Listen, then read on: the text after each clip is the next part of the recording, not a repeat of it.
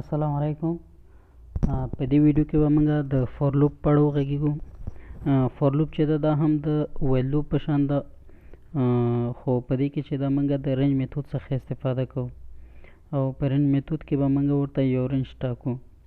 نو راځو دلته په مثالونو کار کوو. نو دلته په مثالونو کې به تاسو ښه پوه شئ. لازم لیکم چې فار آی یا هم دا آی چې ډېر استفاده کیږي نو زه ان استفاده کوم. فار ان رینج، نو دا ځکه ما ان ولیکه چې ډېر کسان چې د آی استفاده کوي نو بیا تاسو کنفیوز کیږئ. دا چې دا صرف یو وریبل ده، تاسو کولی شئ چې بل حرف هم وټاکئ. مثلا زه ورته وایم چې د یو نه تر لسو پورې په دغه رینج کې ماته چې شی وکړه، ته ماته یو سینټکس پرنټ کړه. دلته زه ورته د پرنټ فنکشن کې یو میسج ورکوم. مثلا په ویل لوپ کې موږ هیلو ورډ لس ځلې پرنټ کوو، نو زه دلته هم همدغه کار کوم. نو ما ورته ویلې چې د ان دا خپله یو وریبل ده، د ان لپاره موږ ته په دغه رینج کې د یو نه تر لسو پورې موږ ته څه وکړه، دغه هیلو ورډ پرنټ کړه. بخښنه غواړم دوستانو، دا د دې په ځای باید چې موږ هلته کالن ورکړو.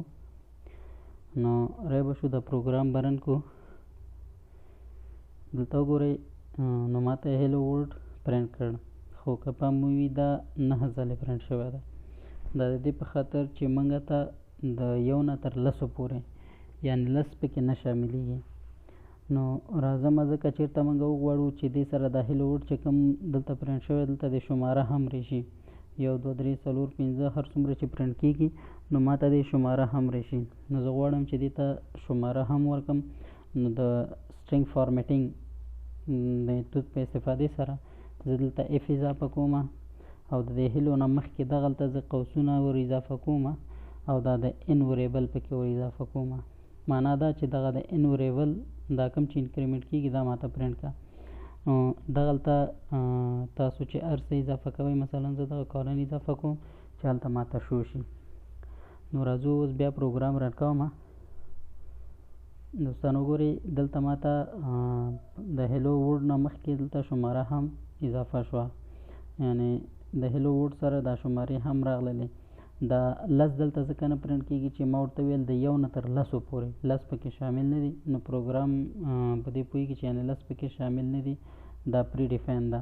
که چېرته غواړئ چې تاسو یې لس ځلې پرنټ کړئ نو تاسو باید چې پلس یو یعنې یو ورسره اضافه کړئ.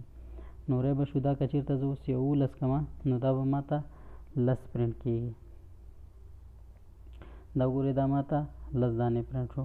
که چېرته زه دا وغواړم چې 20 دانې پرنټ کړم نو د 20 دانو د پرنټ کولو دپاره زه به دلته 21 لیکم.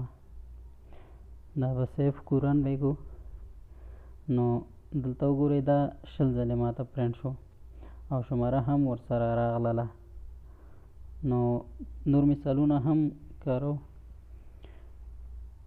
په مخکې مثال کې موږ د څو عددونو مجموعه پیدا کړې وه، د مسلسلو عددونو. نو زه راځم بیا هم دلته د هغه مسلسلو عددونو مجموعه پیدا کوم. زه به دا وریبل تیار دلته پرنټ کوم او رای به شو دلته زه دلته یو بل وریبل اخلم د ټوټل په نوم. دا ټوټل به مساوي شي د 0 سره. د هغې نه وروسته زه راځم دغه ټوټل، دا ټوټل به زه انکریمنټ کوم. ټوټل پلس ایکول ټو آی نه بلکې ان، ځکه چې موږ دلته خپل وریبل ان اخیستی ده. نو زه باید دغه ان، دا ان کې چې یو اضافه کېږي نو دا د دې سره ټوټل کې جمع کېږي.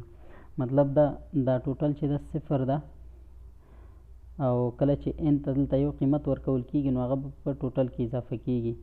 بیا به دا ټوټل انکریمنټ کېږي نو یو به پرې اضافه کېږي. ان کې یو اضافه کېږي هغه به بیرته بیا راځي د ټوټل سره به جمع کېږي. په ان کې چې بیا کم یو اضافه کېږي انکریمنټ کېږي، یعنې مسلسل عددونه دا ټول په ټوټل کې همداسې جمع کېږي او ذخیره کېږي. د مسلسلو عددونو به ماته جمع راوباسي.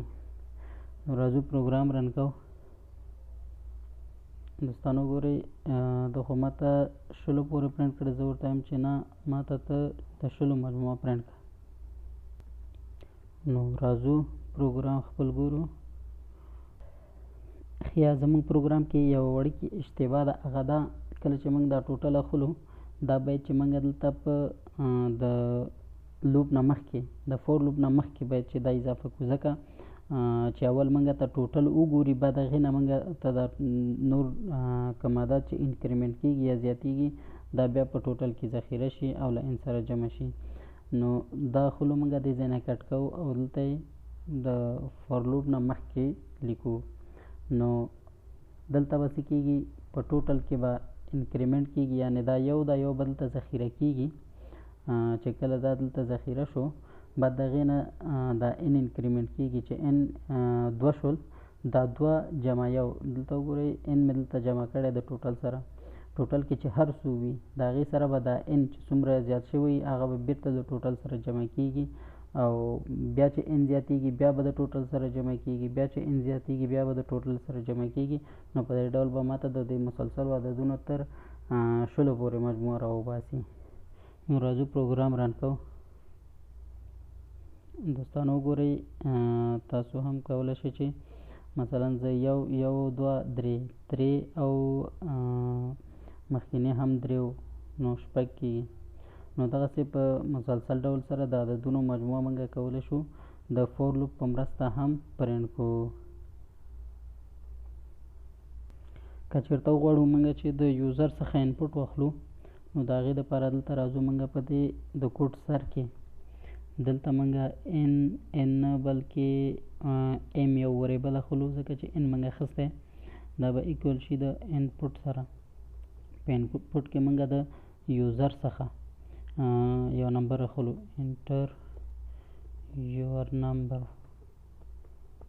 یو نمبر به موږ اخلو او هغه به موږ دا نمبر چې ده په سټرینګ کې ده نو دا به موږ تبدیل کړو د انټیجر ته. انټیجر دا طریقه مخکې موږ کار کړې ده، تاسو پرې پوهېږئ. نو زه څه کوم، د ام نه یو وریبل مې واخیسته، په دې کې زه د یوزر نه یو انپوټ اخلم.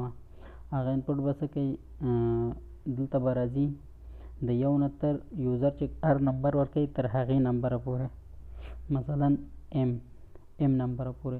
ام نمبره پورې دلته چې دا موږ مخکې ویلې چې موږ ته لکه 10 پورې چې موږ غوښتل یو نه 10 پورې نه پرنټ کول، هغه 10 نه پکې شامل نه و. نو د دې دپاره موږ دلته پلس یو د سره یو اضافه کوو تر څو موږ ته ام عدد پورې مجموعه پیدا کړي. تېره ورځ هم موږ د 50 پورې پیدا کړې وه، د 100 عددونو مجموعه پیدا کړې وه چې هغه 50 کېدل.